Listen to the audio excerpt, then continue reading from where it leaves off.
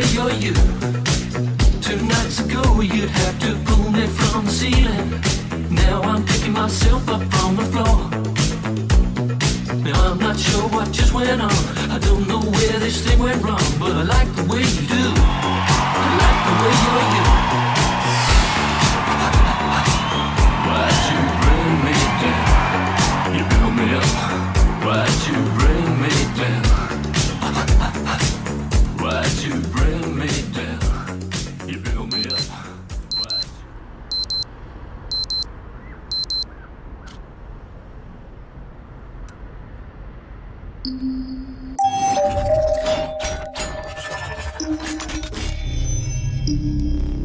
This is my best image in terms of success of how it works. This is when Sir Peter Caruana at the previous election walked into Javakic Hall knowing that his party had been defeated. And walking towards his party headquarters, he stumbled across Keith Asupardi, who had also suffered a defeat in terms of the election result.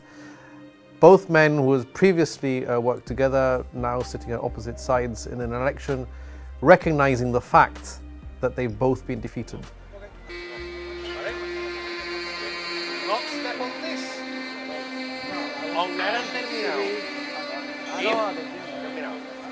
El selfie shot es de él. They know exactly what is happening and how it's happening.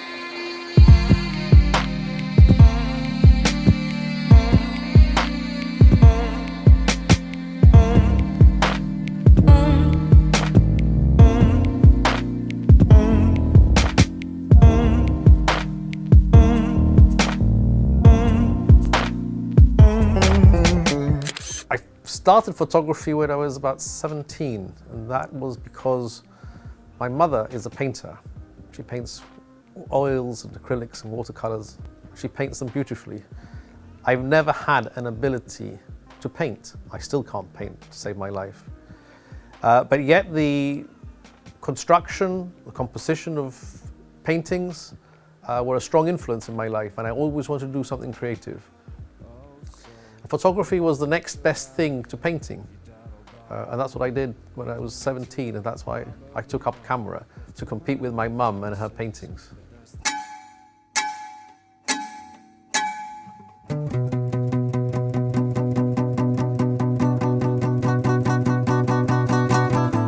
Put your head back and look up, straight up. 1, 2, 3. Won't you lay hands on me? Mirror my melody, transfer my tragedy. Got a curse I cannot lift. Shines when the sunshine sifts. When the moon is round and full. Gotta bust that box, gotta gut, my mind's aflame. Photography can mean whatever you want it to mean, but to me it means being able to capture a moment that cannot be replicated, or a way of expressing myself artistically.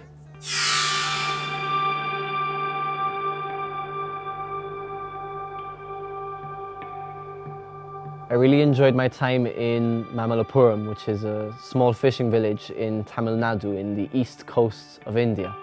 I captured this moment in the sunrise where you see 2 men, and it just appears as if it's 2 giants on mountains raising the sun.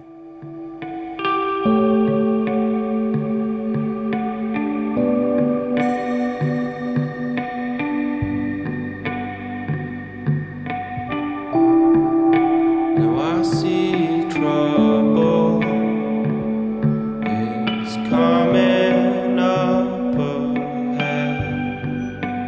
Black dogs running through the fields, they're dripping red.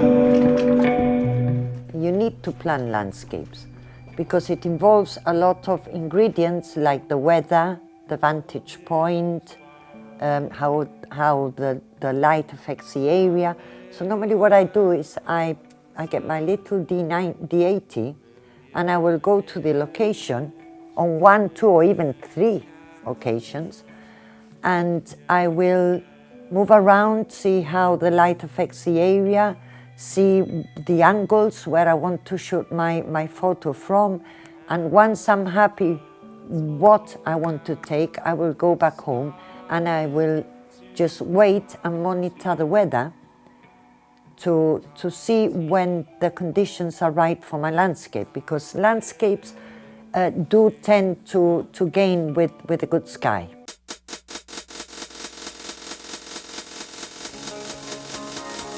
I don't like rules much, but I must agree that in photography there are certain things that you've got to get right, like light. Light is very important, exposure, depth of field. Everything is an important part of the whole. Having said that, I like to break the rules a lot.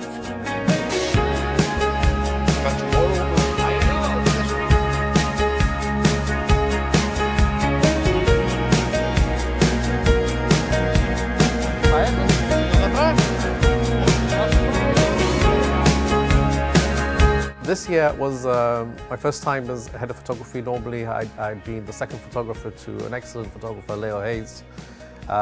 Leo decided he didn't want to do it this year. It's my third year that I did the Gibraltar Music Festival, and I also had with me an excellent team of photographers. Now, photography, as you know, it tends to be a very solitary subject. You go with your own camera, stand in a place, take photographs. But for the GMF, we are working with a team, producing a team effort, which was to cover the whole of the GMF, backstage, on stage, arrivals, the whole gamut of operations at GMF for the organisers. And I love it. I love it even though I don't hear the concert because I've got earplugs protecting me from the sound. I don't see the concert because I'm on stage or backstage. But the adrenaline rush of trying to get, again, some images which convey to the audience, once they see the images on social media or printed or on a magazine, different aspects of the festival that you don't see as a member of the audience standing in front of the stage. And it's very intimate because you get very close to the artists, you get to see them in environments which you don't normally see in a music video or on stage. It's extremely rewarding, and it was great to be working with 4 other photographers, which was superb. I'll let you sing it out.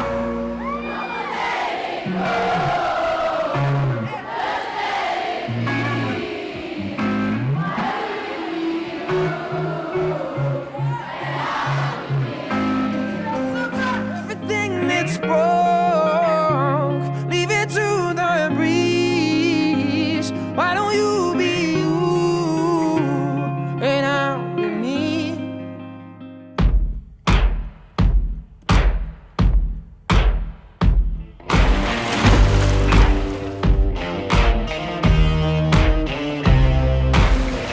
Ready? 1, 2, 3. Sometimes when working with models, I like to express something cathartic or some form of relief when a burden is removed and the person is able to grow more.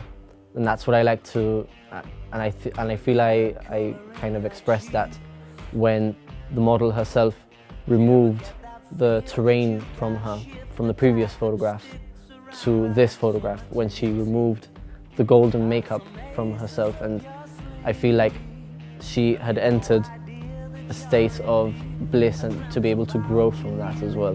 When I say these photographs are dreamlike, I guess it's something personal because I usually dream a lot with the sound of the ocean because I always wake up to the sound of the ocean living in Catalan Bay.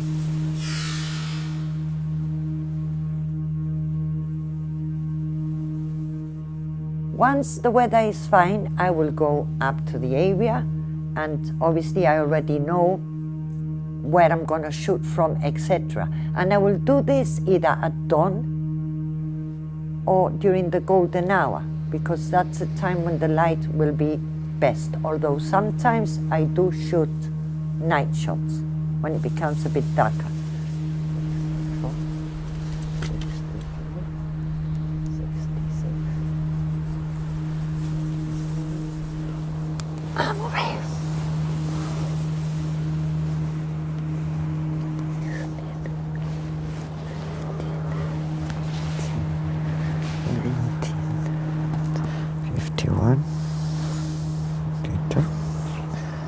And that is basically it. I will always recce my shots. Actually, there was one occasion when I wanted to shoot sunflower fields, and I remember I got told, oh, there's some very good fields on the way down to Barbate.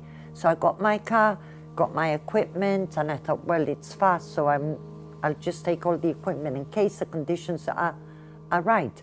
But once I got there, all the sunflowers were dying. So I had to come back home, and I had to wait a whole year to be able to go back and take that shot.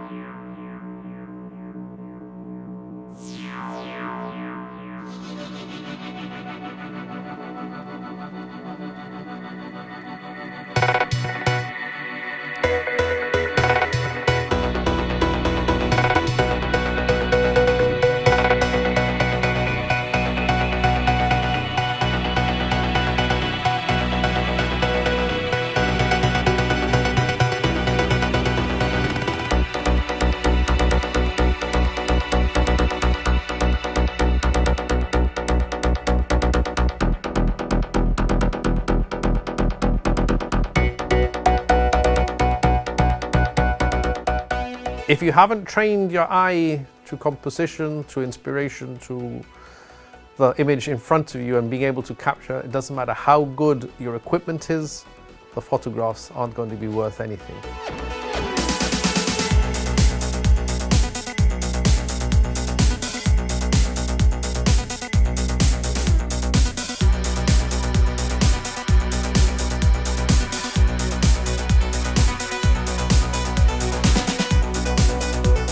Nowadays we have iPhoneography awards. People take photographs with their iPhones, and you wouldn't even think that they've taken it with an iPhone, with a phone, and they're just beautiful. But my point is that I think whether you have a disposable camera, whether you have an old digital camera or a DSLR, it doesn't really matter as long as you are satisfied with your own work. The equipment nowadays is so good, doesn't matter whether you spend £100 or £1,000 or £10,000 on your equipment. The camera will do a good job and the lenses will do a great job. But it's still the man or the woman behind the camera who presses the shutter at a particular point in time that makes the photograph.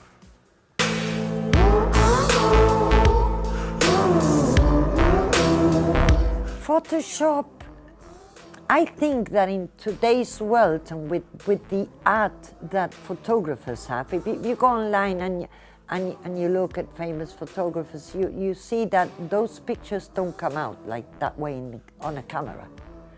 People that don't do photography do not realize that, but cameras are very limited. A camera is not a human eye that adapts immediately. Post-production is very tedious and very time-consuming, but I like to think that I'm a perfectionist when it comes to dealing with all that and coming up with the end product, which I'm satisfied with. Sometimes there are shots that naturally turn out excellent. You just have to do a bit of curves, punch up a bit the saturation, and they look great. And there are some shots where you think on camera you've taken them and they are fantastic, and then you realize that it entails a bit more of work than some other shots might have needed.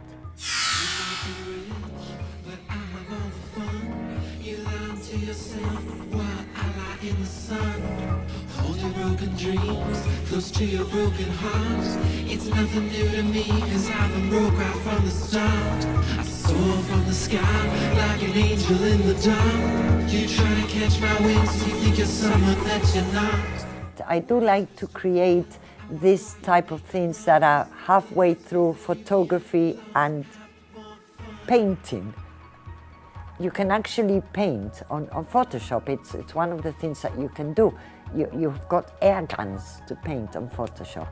When I capture something, sometimes I give it an element of surrealism, whether it's playing with the colors or when I'm coming up with a conceptual shoot, give it an edge that gives it a surrealistic feel, like something that isn't quite right, something that you'd say that is probably something that I dream of, or that looks like a painting.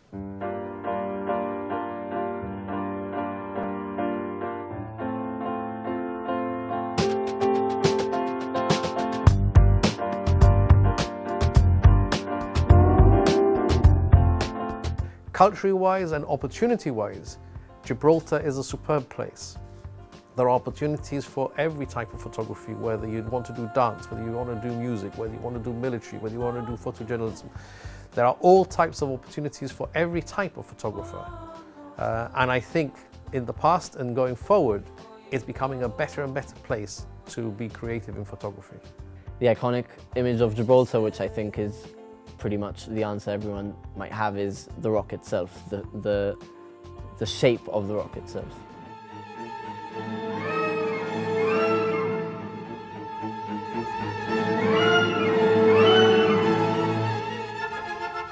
What image could I take that would become the equivalent of Llévame donde nací, but on an image?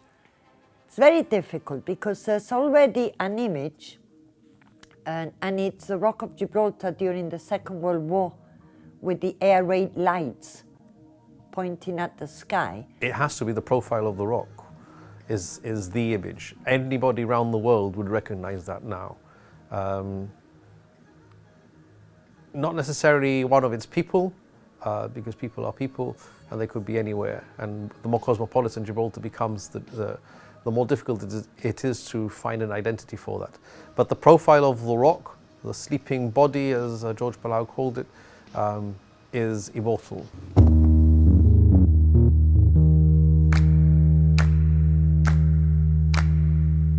I got a very interesting offer from David Parodi, a colleague photographer, to if I wanted to take part in a publication called A Year in the Life of Gibraltar. I thought, the book being called A Year in the Life of Gibraltar, that it would be very interesting, what best, than to shoot the birth of a Gibraltarian. So I had to go behind a headrest, on top of the base of the bed, going down and shooting the birth. And I kept telling her mother-in-law and her mother, please, the towel, push the towel down. She had like a white towel to cover her up. For me, that has been, in photography, one of the best experiences I've had. One of the most beautiful shoots I've done, and the best experience I've had with the camera.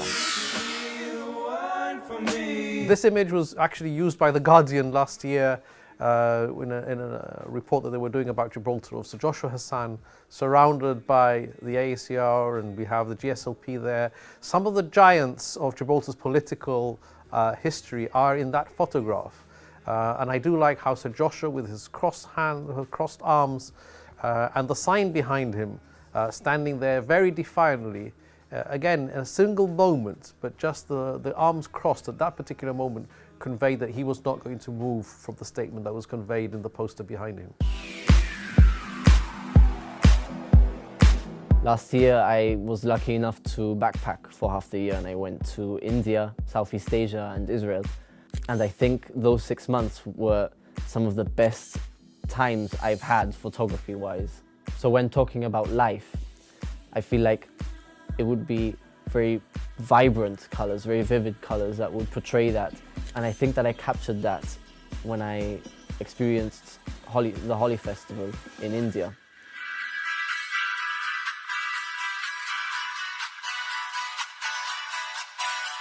Morocco, I'm in love with. Morocco it's just divine. Everywhere you look, it's beautiful. Everywhere you look, it's full of colors and character and stories to be recorded on a shot. The Sahara Desert has become one of my most favorite places in the world.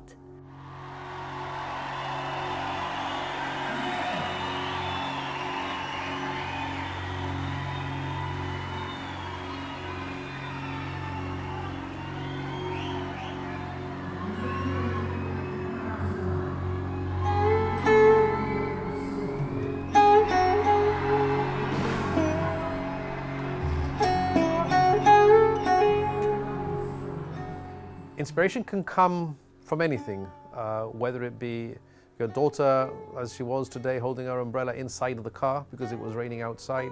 I don't find inspiration. I think that you get inspired by events in your life, and that has a subsequent effect on your art. I think art and photography go very much hand in hand. I think photography is instant live art. Not every photograph that comes to your camera is one that is particularly inspired because it's hitting you in the face. It's one that you need to look out for.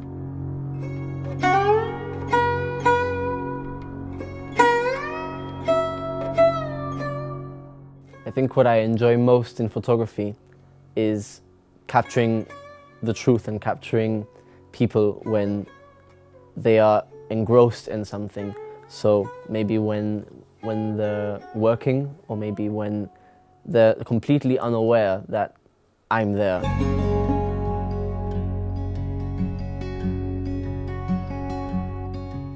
I like photography where people don't know they're being photographed. They're much better.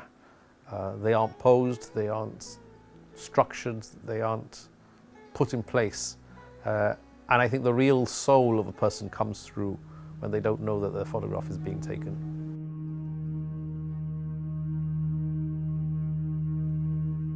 My advice to any new photographer, anyone that's interested in starting photography, is just pick up a camera and just go out there and take as many photographs as you can, and keep doing it. Keep learning from it, because it's always a learning curve. There's always something new to learn, because it's in the same way that you grow as a person. You grow through your photography as well.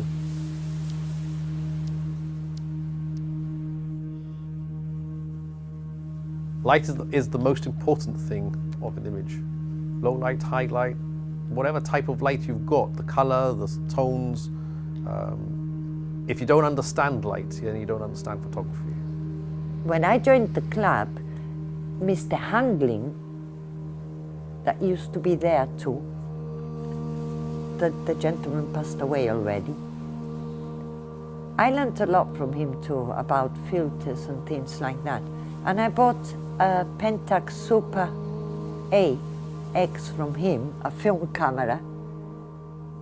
And he told me, and he's a very important person because he told me, you want to learn photography, go manual.